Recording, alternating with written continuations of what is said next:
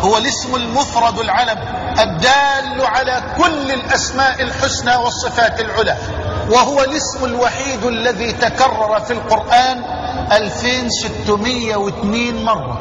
الله اسم لصاحبه كل جلال، الله اسم لصاحبه كل جمال، الله اسم لصاحبه كل كمال. الله هو الاسم الذي ما ذكر في قليل إلا كثره، الله هو الاسم الذي ما ذكر عند خوف إلا أمنه، الله هو الاسم الذي ما ذكر عند كرب إلا فرجه، الله هو الاسم الذي ما ذكر عند هم إلا كشفه، الله هو الاسم الذي ما ذكر عند ضيق إلا وسعه، الله هو الاسم الذي ما تعلق به فقير إلا أغناه، الله هو الاسم الذي ما تعلق به مريض إلا شفاه، الله هو الاسم الذي ما تعلق به مضطر إلا نصره وآواه، الله هو الاسم الذي ما تعلق به ذليل ضعيف إلا أعزه وقواه، الله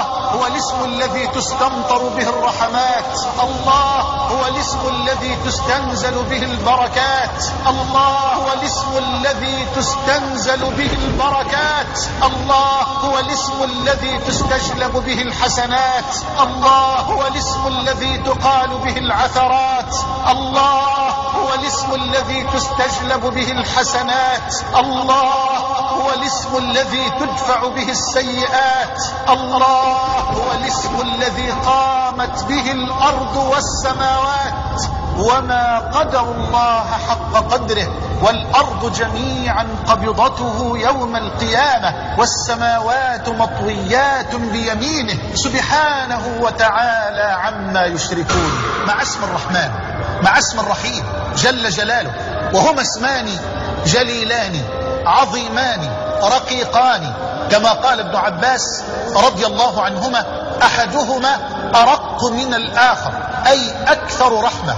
وقد ورد بداية اسم الرحمن جل وعلا في القرآن الكريم 57 مرة، وورد اسم الرحيم في القرآن الكريم 114 مرة بحسب إحصاء المعجم المفهرس لألفاظ القرآن الكريم.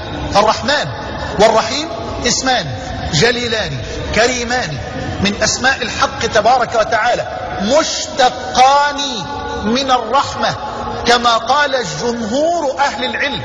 قال عبد الله بن مبارك: الرحمن جل جلاله الذي إذا سئل أعطى، والرحيم الذي إذا لم يسأل يغضب. هذا قول عبد الله بن مبارك في التفريق بين اسم الرحمن والرحيم. الحمد لله رب العالمين.